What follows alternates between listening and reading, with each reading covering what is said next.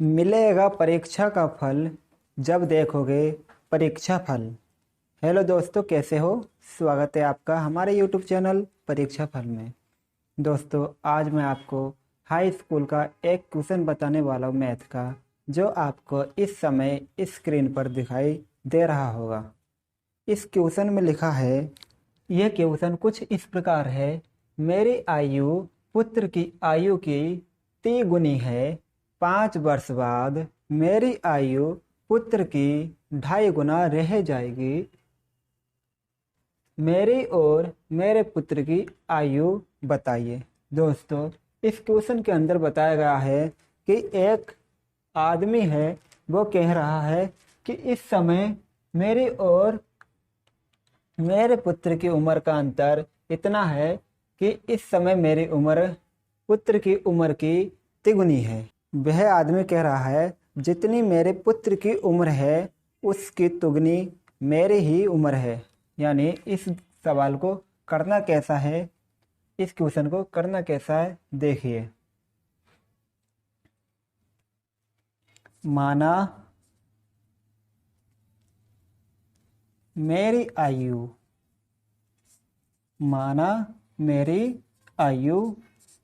x वर्ष है। यानी मेरी आयु यानी खुद की आयु x वर्ष मान लेते हैं, तथा पुत्र की आयु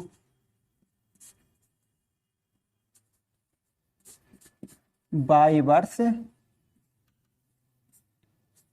मान लेते हैं। यानी मेरी आयु पुत्र की आयु की तिगुनी है। यह भी बताया है कि इस समय मेरी आयु पुत्र की आयु के 3 गुनी है, यानी तिगुनी है। तो हम क्या करेंगे,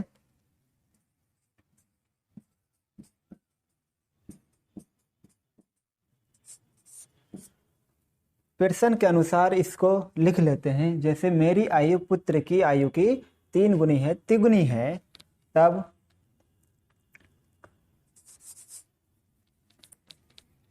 मेरी आयु बराबर पुत्र की आयु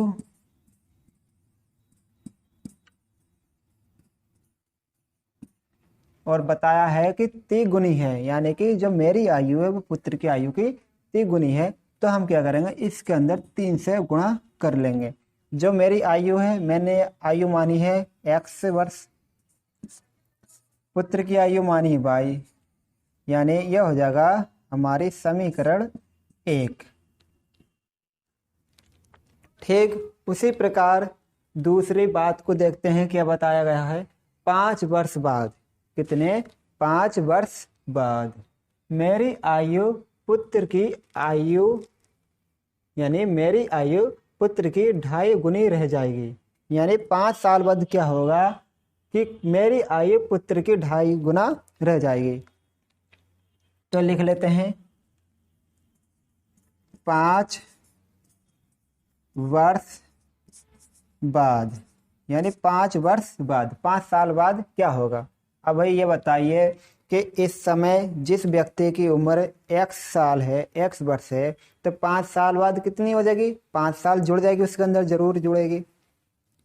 अगर y होगा तो 5 साल बाद क्या हो जाएगा, y प्लस 5, यानी कि 5 साल उसमें जुड़ जाएंगे। अगर पहले की बात करता तो 5 साल उसके अंदर घट जाते, लेकिन इसमें कहा है कि 5 वर्ष बाद, यानी कि 5 साल बाद। तो इसमें क्या होगा कि 5 साल और इसके अंदर ऐड कर देंगे, तो ये हमारा हो जाएगा 5 साल बाद मेरी आयु कितनी हो जाएगी,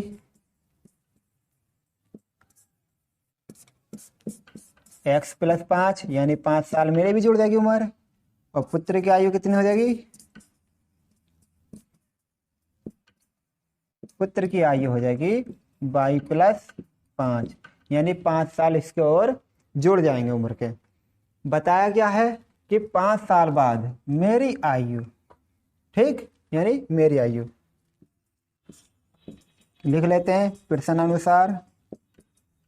मेरी आयु कौन सी बार चल रही है, यानी x वाली मेरी आयु चल रही है और y वाली मेरे पुत्र की आयु चल रही है। तो मेरी आयु की बात चलिए कि मेरी आयु कितनी होगी हमारी x+5, तो ये हो जाएगा x+5। मेरी आयु पुत्र की 2.5 गुनी रह जाएगी, यानी कि जो मेरी उम्र है वो पुत्र की 2.5 गुनी उम्र का हिसाब से रह जाएगी। तो ये हमारा हो जाएगा 2.5 गुना, यानी कि 2 सही 1/2, 2.5 गुनी, गुणा का निशान। और पुत्र की आयु हमारी कितनी हो गई, ये हो गई 22+5, ये हो गई हमारी पुत्र की आयु। लेकिन जो सवाल में बताया जा रहा है वो क्या है, 5 साल बाद। तो 5 साल बाद होगी तो 5 साल उसके अंदर ऐड कर देंगे और मेरी आयु पुत्र की आयु की 2.5 गुनी रह जाएगी। तो मेरी आयु x+5 और पुत्र की आयु y+5, लेकिन 2.5 गुनी रह जाएगी, तो हमने 2.5 से गुणा कर दिए। और क्या बताया है, मेरी और मेरे पुत्र की आयु बताइए। अब हमें यह बताना है कि इस समय मेरी आयु कितनी है और पुत्र की आयु कितनी है। इसको सॉल्व कर लेते हैं। ये हो जाएगा x+5 बराबर 2 दूनी 4 1 5 बटे 2 और y+5। जगह कम है इसलिए मैं साइड से लिख देता हूँ। ये हो गया। अब देखिए इसके अंदर क्या है कि 5/2, मतलब ये वाला 2 है वो इसके साथ गुणा में पहुंच जाएगा। तो ये हो जाएगा 2x+5 = 5y+5, इस तरीके से ये हो जाएगा। अब क्या होगा कि ये 2 से गुणा हो रही है, मल्टीप्लाई हो रही है, तो 2 से इसके अंदर हम गुणा कर देते हैं। तो ये हो जाएगा 2x + 2 की 5 की करेंगे तो 10, इधर करेंगे तो 5y, इधर करेंगे तो 5 पंजे 25। इसके बाद क्या करना है हमें कि जो x वाला और y वाला है उनको एक साइड से लिख लेते हैं और जो बिना x और y वाले हैं उनको एक साइड में इकट्ठा कर लेते हैं। तो ये हो गया 2x और ये 5y, यानी जो दूसरी साइड में y के यानी बराबर के दूसरी साइड में है और पहली साइड में लेके आएंगे तो ये माइनस में चेंज हो जाएगा। बराबर इधर 25 है और 10 इधर प्लस का बराबर की दूसरी साइड में लेके जाएंगे तो माइनस का 10 हो जाएगा। अब क्या हो गया 2x + 5y = यानी 25 में से 10 घट रहे हैं, 25 में से 10 घटाएंगे तो 15 बचेगा। इक्वेशन नंबर 2, समीकरण दूसरी बन गई है।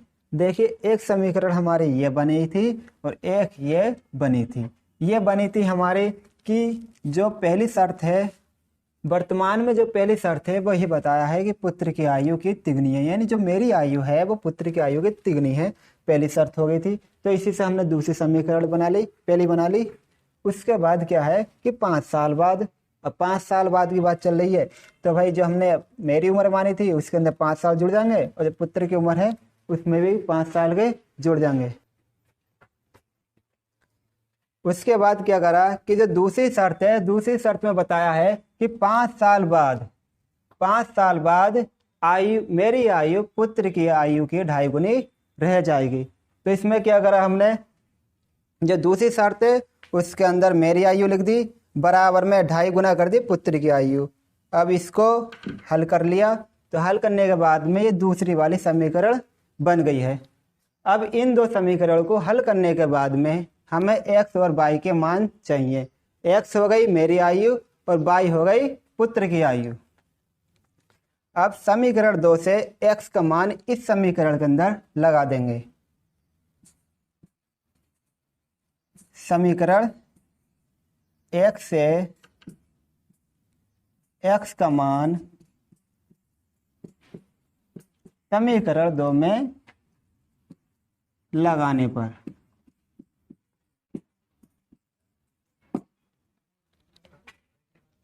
यह है 2x, यानी कि x का मान लगा देंगे यहाँ पर 3y, फिर 5y और फिर है 15 यानी 15,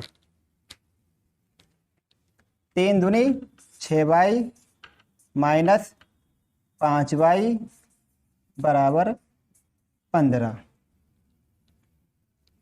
इधर दिख रहा होगा साफ साफ 6y में से 5y घट रहे हैं। 6 में से 5 घटाएंगे तो 1 बचेगा, यानी कि 6y में से 5y घटाएंगे तो सिर्फ y बचेगा बराबर 15। ये एक मान आ गया y का। ये y का मान है पुत्र की आयु, यानी इस समय वर्तमान में पुत्र 15 साल का है। तो अब मेरी आयु निकालना है, ठीक। तो हम क्या करेंगे, ये y का मान किन्हीं दो समीकरण दे रखी हैं, एक पहली वाली एक दूसरी वाली, किसी एक में मान लगा दो तो मेरी आयु निकल जाएगी। एक में लगाओगे तब भी वही मान निकलेगा और 2 में लगाओगे तब भी वही मान निकलेगा। ये मत सोचना कि अगर पहली में लगा दें तो कुछ और निकलेगा और दूसरी में लगा दें तो कुछ और निकलेगा, ऐसा कुछ नहीं होता। लेकिन जब सवाल सही होता है तो मान हम किसी में भी निकाल सकते हैं, मान हमारा सही आएगा। तो हम पहले में चेक करके दिखा देते हैं। समीकरण 1 में y का मान लगाने पर, y का मान लगाएंगे तो ये हो जाएगा x बराबर 3 गुणा 15, यानी कि 15 तिया 45। यह हो गई मेरी आयु, ठीक। यानी पुत्र की आयु हो गई 15 और मेरी आयु हो गई 45। अब देखिए, आपका कन्फ्यूजन दूर करने के लिए जो मैं अभी बता रहा था कि y का मान 1 में लगाओगे तब भी वही मान आएगा निकल के, और 2 में लगाओगे तब भी वही मान आएगा। उसके लिए मैं थोड़ा सा यहाँ रफ में करके दिखा देता हूँ। देखिए, अब हमने क्या बताया था कि दूसरा वाला मान इसमें लगाएंगे तब भी वही मान निकल के आएगा। y का मान इस समीकरण में लगा कर दिखाते हैं हम, तो ये हो जाएगा 2x, ये हो जाएगा यहाँ 15 बराबर 15, यानी कि 2x माइनस 5 की 15 में गुणा करें तो 15 पंजे 75 बराबर 15, यानी 2x बराबर 15। ये माइनस का उधर को जाएगा तो ये प्लस का हो जाएगा। 15 और 75 90 हो गया, यानी कि 90/2, और 2 से 90 को भाग करेंगे तो आएगा हमारा 45।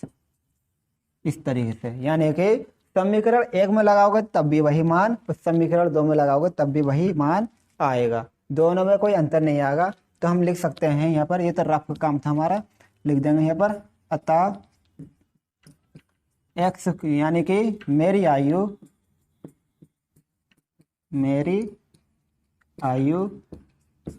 आ गई 45 और पुत्र की आयु यानी कि कितनी आ गई 15। ठीक, यही आंसर है। अगर आपको ये वीडियो पसंद आई हो तो वीडियो को लाइक करें, शेयर करें और चैनल को सब्सक्राइब जरूर करें, जिससे कि इसी प्रकार की और आगे को आने वाली वीडियो